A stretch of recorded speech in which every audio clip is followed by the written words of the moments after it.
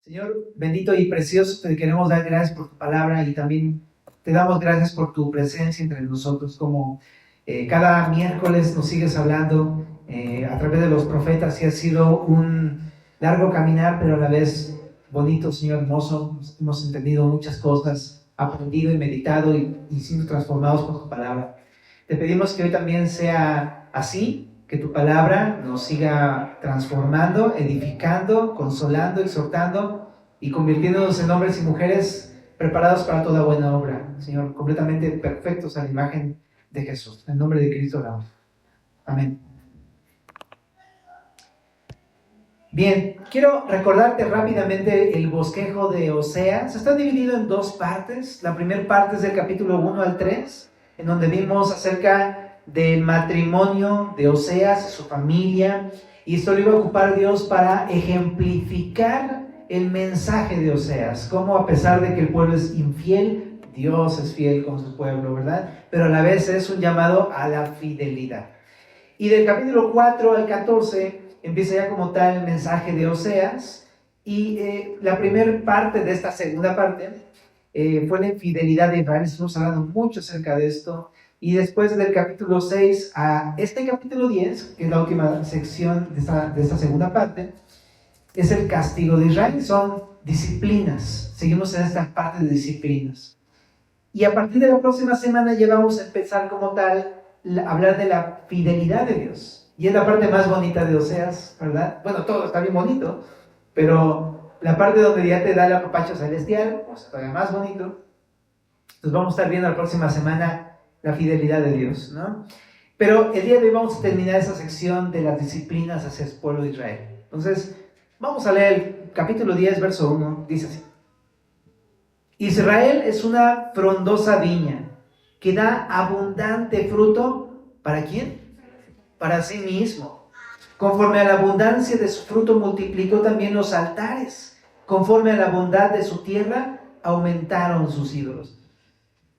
Te decía que viene confrontando al pueblo y en este primer versículo continúa haciéndolo. Y lo hace a través de una imagen.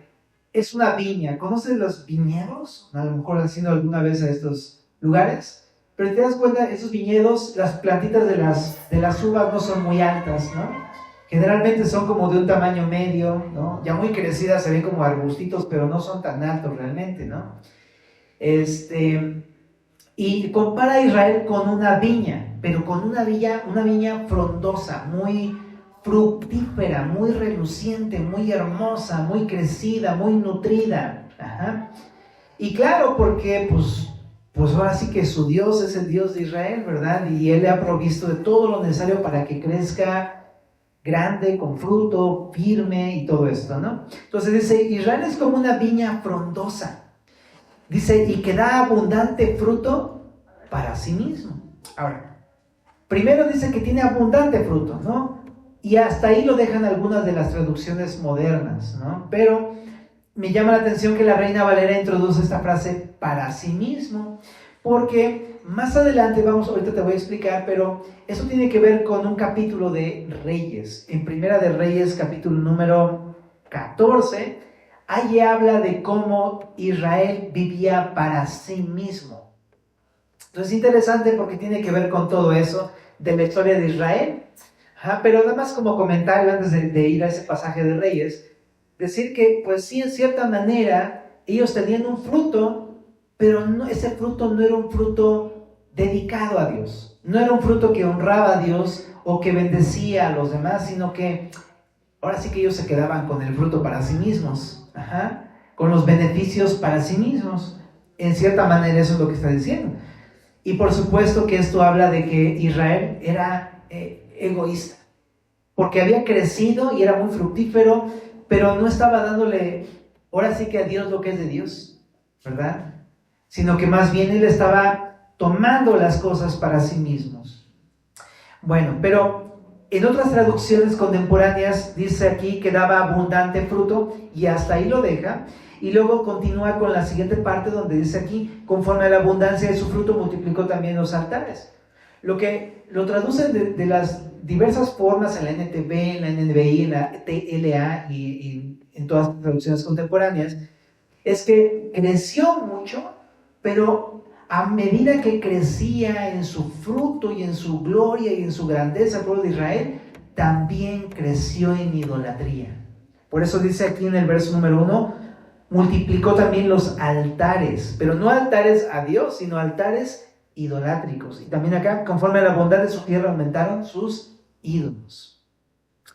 Entonces, aquí habla de eso, mientras crecieron muy hermosos, pero también al mismo tiempo siguieron creciendo en idolatría. No se detuvieron en sus ídolos, sino que continuaron adorando esos ídolos y todavía les levantaron altares. Ahora, ¿qué era un altar en aquel tiempo? ¿No? Como recapitulando un poquito de eso. Pues bueno, todo esto de los altares nació con la vida de Jacob. En Génesis 28, 18, vamos a echarle un ojito, nada más, así rápido. Después de que Jacob tuvo su visión de la escalera al cielo, ¿te acuerdas de esa visión? Dice en el verso 18 de Génesis 28, y se levantó Jacob de mañana y tomó la piedra que había puesto por cabecera y la alzó por señal y derramó aceite encima. Y llamó el nombre de aquel lugar, ¿cómo dice? Betel. ¿Qué significa Betel? Casa de Dios, Betel. Y dice, aunque Luz era el nombre de la ciudad primero. E hizo voto Jacob diciendo, si Dios fuere conmigo y me guardara en este viaje en que voy y me diere pan para comer y vestido para vestir, y si volviera en paz a casa de mi padre, Jehová será mi Dios. Y esta piedra que he puesto por señal será casa de Dios, y de todo lo que me dieres el diezmo apartaré para ti. O sea, él tuvo un encuentro tan personal con Cristo, porque fue Cristo, una cristofanía en este capítulo, una aparición de Jesús, quedó tan impactado con la forma en cómo se le reveló Jesús, que entonces levantó un altar para adorar a Dios y reconocerlo, para adorar a Jesús, de hecho. Y le puso nombre a ese lugar, Betel. Esta es casa de Dios, porque se quedó asombrado, esta es la puerta de Dios, la casa de Dios, y no me había dado cuenta. Entonces, este altar lo usó simplemente como un memorial, ¿no? Como un recordatorio, es más, como una insignia de que pues, Dios se le había revelado y que les quería adorar a Dios de vuelta. De hecho, le hizo un voto. Si tú me traes de vuelta acá, con bien, te voy a adorar y te voy a dar los diezmos de todo, cosa que se cumplió más adelante en el capítulo 35 de Génesis. Y entonces Dios lo volvió a llamar y le dijo, a ver, ¿qué onda, Jacob? Tú me dijiste que ibas a entregar tu vida, ¿verdad? Órales. Bueno, pero entonces, ¿a qué voy? Así como también hay otros pasajes, por ejemplo, Génesis 31, igual Jacob también levanta un altar y adora a Dios. En Éxodo 24:4 también Moisés también hace un altar, levanta un altar a Dios en adoración. Pero los altares se ocupaban para eso, para adorar a Dios, pero no era como algo planeado. Es más, ni siquiera había una ley que dijera, tienes que levantar un altar cuando se te revele Dios. No, simplemente lo hacían porque era la forma en que ellos tenían su corazón hacer. Algunos piensan que en la antigüedad a los dioses paganos les adoraban de esta forma, ¿no? Levantando como columnas de piedras. Pero cuando Dios se le revela a Jacob, pues decía, pues, ¿cómo lo voy a adorar? No había una manera establecida, simplemente lo que él tenía en su corazón es pues, levantar una columna de piedras. No quiere decir que Jehová sea como los dioses paganos, pero es la forma en cómo él tenía como para hacerlo, ¿me explico? Nadie le había dicho cómo. Entonces fue una forma, pero tenía más que ver con su corazón más que con el bodoque de piedras, ¿me explico? Sino más bien tenía que ver con el corazón que él tenía de adorar a Dios, al Dios verdadero que se le había revelado. Bueno, pero así fue como comenzaron todo ese asunto de los altares, y más adelante ya Dios levantó un sistema sacerdotal en el cual ahora sí había una forma instruida por Dios para pues, poder levantar un altar y adorar a Dios, guiado por sacerdotes de la mano de la palabra de Dios, lo que les iba enseñando al pueblo de Israel. Y en estas mismas leyes, en Éxodo, en el capítulo 23, verso 24, en Levítico 26, 1, en Deuteronomio 16, 21, les prohíbe levantar altares para cualquier otra deidad, que no fuera Dios. Una deidad pagana. Estaba prohibido porque Dios es el único Dios. Así de simple. Pero déjame leerte una de esas prohibiciones solamente en Éxodo 23. Levítico 26 está muy bonito. Vamos a Levítico 26, 1. 26, No haréis para vosotros ídolos, ni escultura, ni os levantaréis estatua, ni pondréis en vuestra tierra piedra pintada para inclinaros a ella, porque yo soy Jehová vuestro Dios. Esto entre varios pasajes que habla de prohibiciones a no adorar de esta forma a cualquier deidad. Es único de Dios, era para Dios. Y también era un cuidado para el pueblo, porque no podían estar poniendo altares por todos lados, nada más porque sí, porque había un peligro. El peligro del sincretismo. El sincretismo es que de repente empezaban a poner altares por todos lados, pero sin la guía y la ayuda de Dios, y entonces podían hacerlo de formas que no eran agradables a Dios, o que mezclaban la forma en cómo Dios debía ser adorado con la forma de adoración de los dioses paganos. Entonces, por eso es que hubo una regulación en cuanto a esas cosas. Bueno, pero ¿qué hizo Israel? Regresando a Oseas, lo que hace aquí en el capítulo 1 que Dios ve como algo pecaminoso es que ellos multiplicaron altares, pero no para Dios, sino para sus ídolos.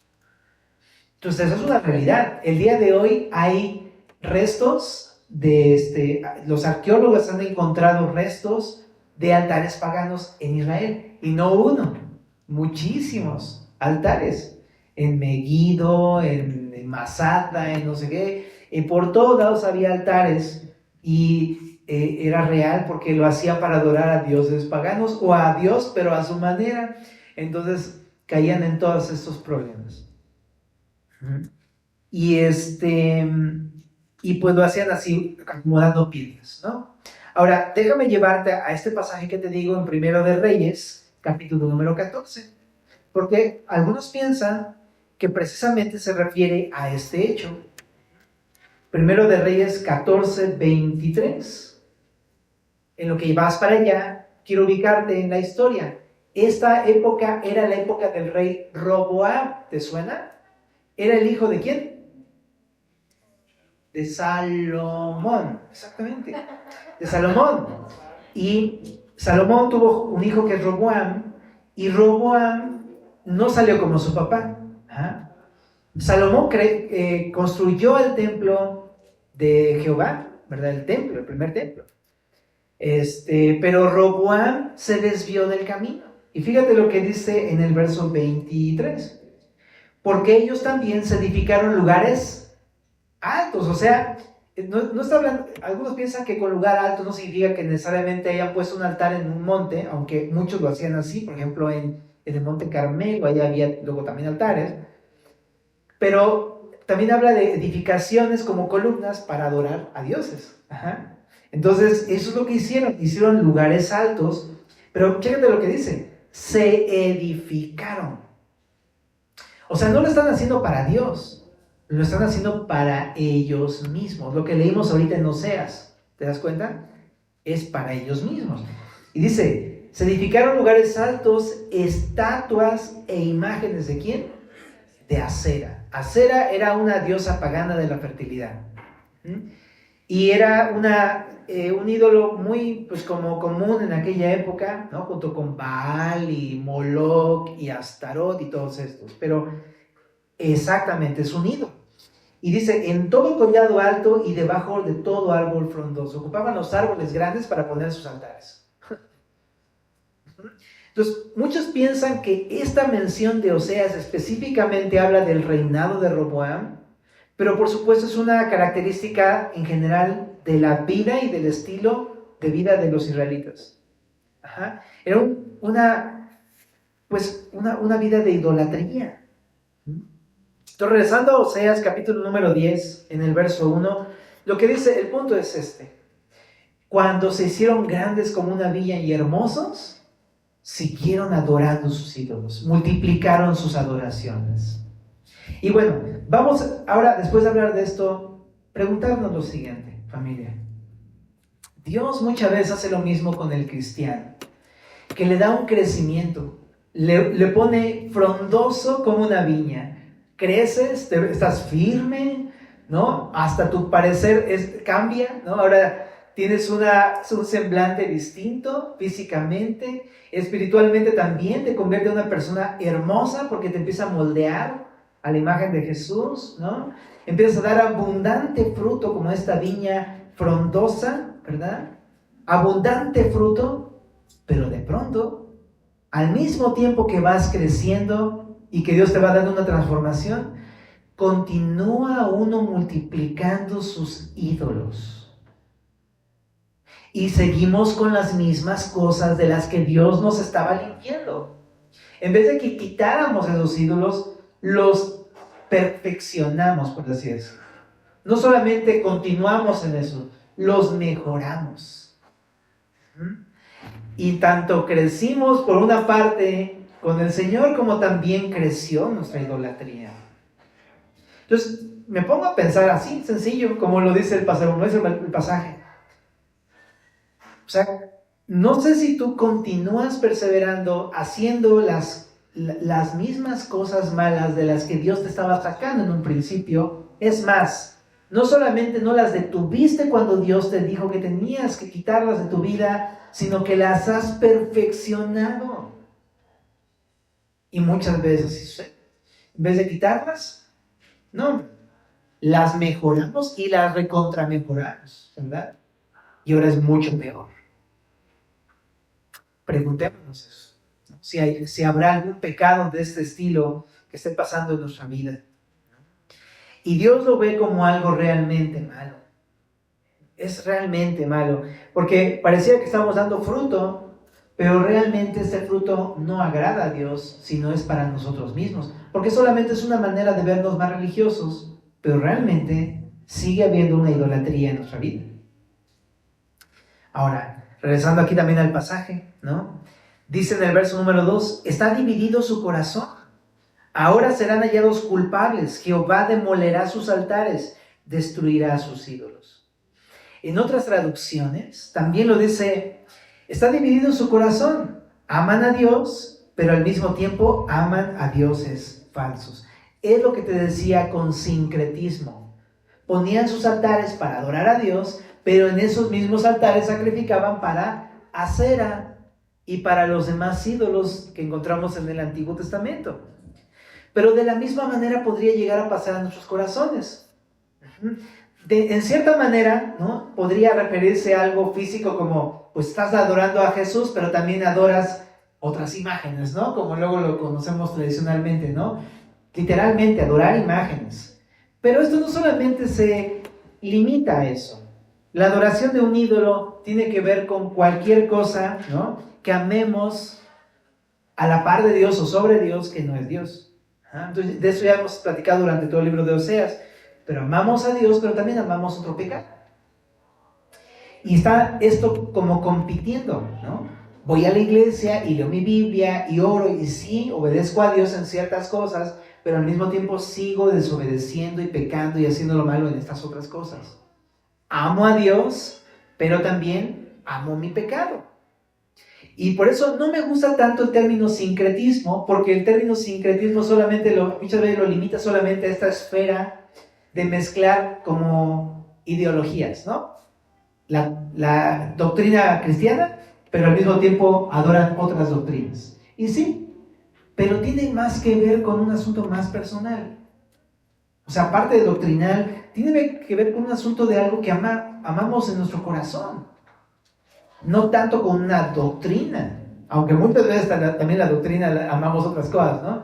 Mezclamos el cristianismo con el humanismo, cristianismo con la filosofía, cristianismo con el paganismo, cristianismo con 20 cosas, ¿verdad?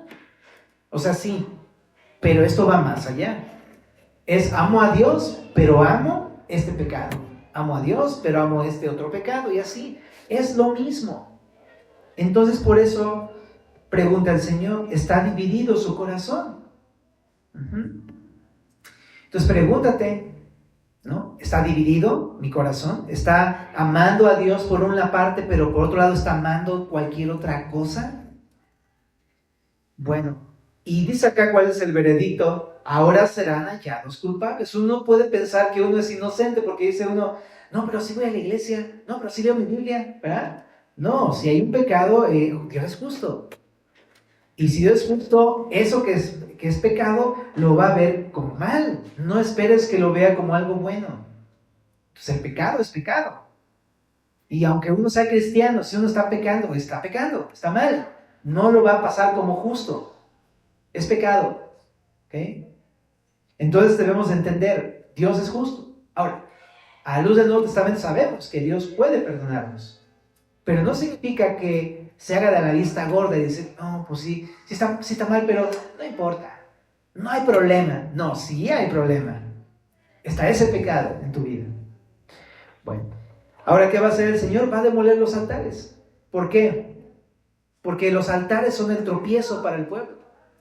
Es lo que le está impidiendo que se acerquen a Dios. Entonces eso hace nuestra vida. Generalmente nos tira aquellas cosas que adoramos que no son Dios. ¿Ah? Y eso es lo que va a hacer con nuestro pecado. Verso número 3. Solamente algo importante que estaba pensando a la hora de estar estudiando. Importante. También hay que tener mucho cuidado. Yo lo voy a decir de esta manera. Muchas veces queremos adorar a Dios sirviéndole fuera de la iglesia. Ajá. Y claro, estamos llamados a servirle en donde Dios nos ponga a servirle. O sea, es algo que tenemos que hacer. Ajá. Pero tenemos que tener cuidado. Porque muchas veces, si no conocemos bien la palabra de Dios o estamos como pegados al Señor, no tenemos una madurez, podríamos llegar a pensar que lo estamos adorando cuando realmente eso que estamos haciendo es mezclar nuestra fe con cualquier otra cosa del mundo. Entonces yo digo que nada más como si tienes dudas acerca de cómo estás sirviendo al Señor en tu trabajo, en tu familia o en donde Dios te ponga, pues puedes consultar con tu discipulador, con tus pastores, con alguien maduro en la fe, porque eso te puede dar claridad. Pero yo también pienso que por eso también Dios nos pone pastores para guiar al rebaño y para poder ayudarnos cuando algo no está del todo bien. Entonces, creo que nada más como ponerlo en la mesa, porque creo que sí es importante. Yo me he dado cuenta que muchas personas, por ejemplo, se meten en ministerios, los llamados ministerios paraeclesiásticos, que no están mal, si Dios te llama algo así, pero muchas veces lo hacemos de formas incorrectas que no honran a Dios. Y ahí está el problema. Porque estamos pensando que adoramos a Dios y estamos al mismo tiempo adorando otras cosas. Entonces creo que simplemente es como orar, depender del Señor, buscar al Señor, pero sí también tenemos pastores que nos guían para hacerlo de una manera que glorifique al Señor. Espero que se entienda, si no, ahora sí que con gusto te vas a ver después. Pero bueno, en el verso 3 continuemos. Ahora aquí habla el pueblo, ¿ok? Va a responder el pueblo ante todo esto que está sucediendo a Dios. Verso 3.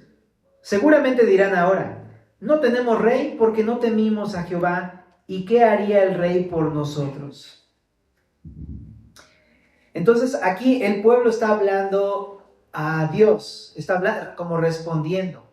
Lo que está diciendo es, efectivamente, ¿no? Perdimos a nuestro rey. ¿De qué está hablando?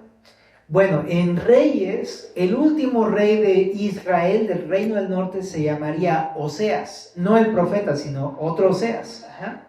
Él sería el último de los reyes y sería un rey bastante corrupto y deshonesto. Nada que ver con la integridad, sino bastante corrupto y deshonesto, este rey Oseas.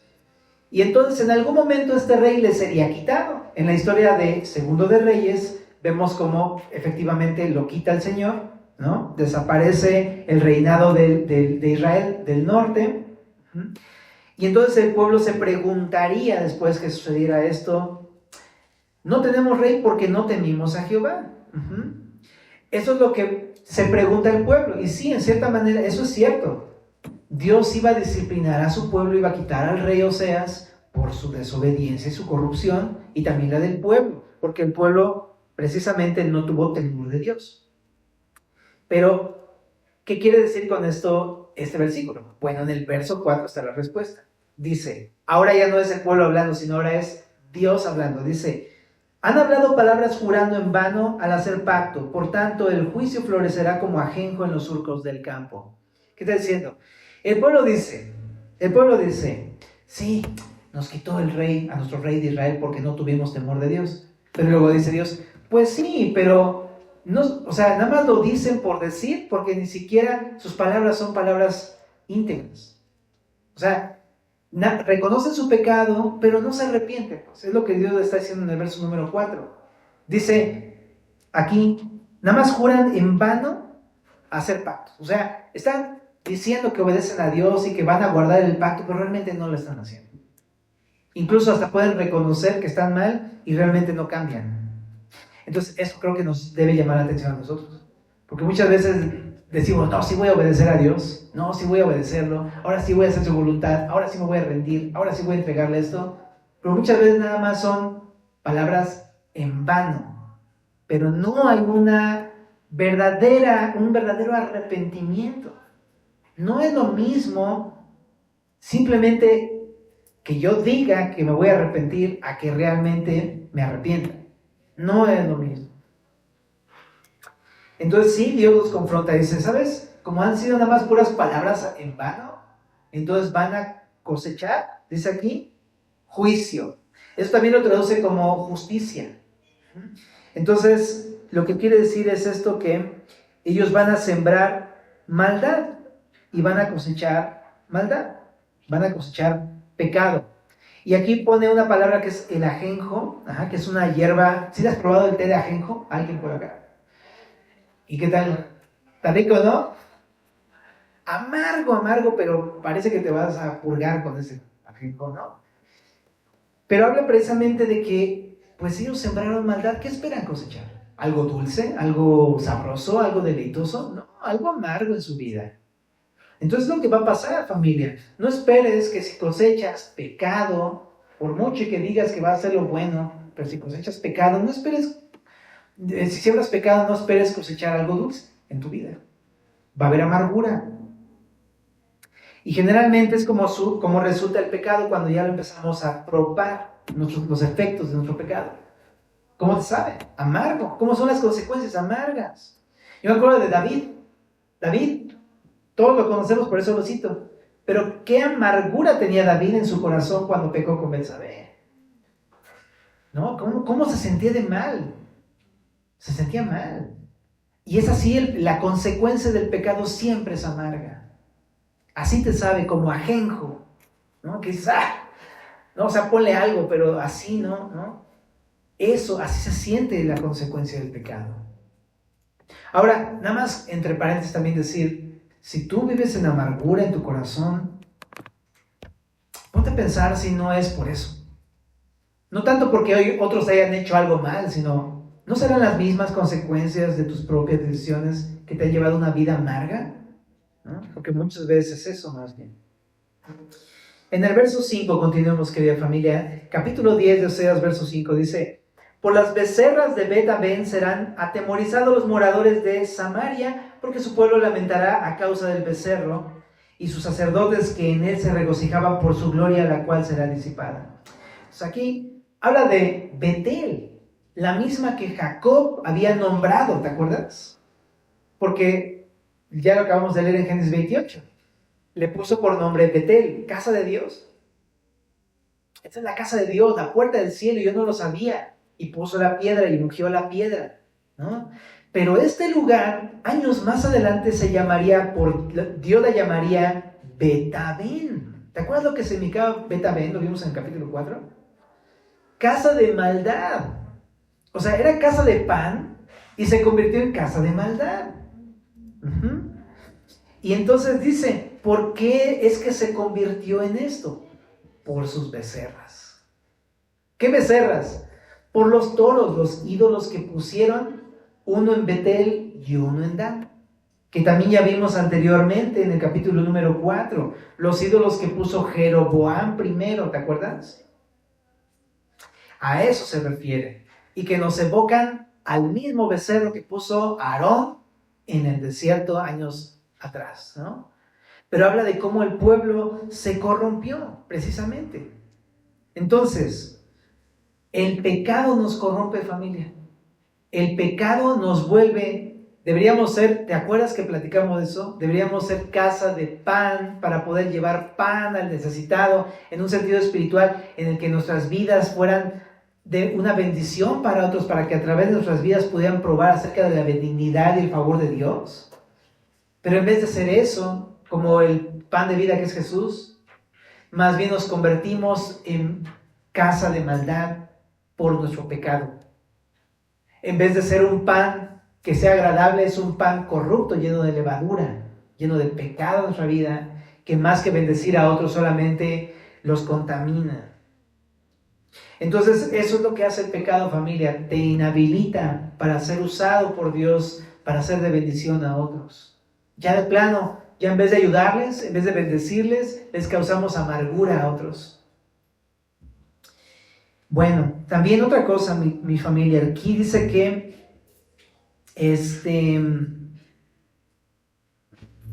el problema entonces era el ídolo, ¿verdad? Los ídolos que tenía el pueblo de Israel. Y en el verso 6 dice: aún será él llevado a Asiria como presente al rey Jareb. Efraín será avergonzado e Israel se avergonzará de su consejo. Familia, el pecado causa vergüenza. Eso es lo que hace el pecado, ¿no? Te avergüenza, te hace quedar mal siempre. Acaba con tu reputación, con tu dignidad, hace que tu cara esté en el piso. Eso es lo que hace el pecado. No tienes ni cómo levantar la cara porque te sientes avergonzado de las cosas malas que haces. ¿Te ha pasado eso, no? Como niño chiquito, ¿qué pasó, hijo? ¿No? Ni lo ves, ¿no? Pues sí, es que el pecado hace eso. No puedes levantar el rostro porque si lo levantas sabes que todos lo van a notar, que todos se van a dar cuenta que estás mal, que estás sufriendo. Y eso es el pecado, te avergüenza, destruye tu dignidad como cristiano. Y me encanta, solamente quiero animarte un poco respecto de esto, porque en el Salmo capítulo número 3,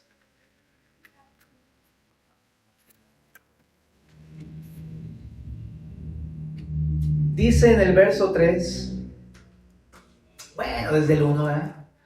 Oh Jehová, cuánto se han multiplicado mis adversarios, muchos son los que se levantan contra mí, muchos son los que dicen de mí, no hay para él salvación en Dios.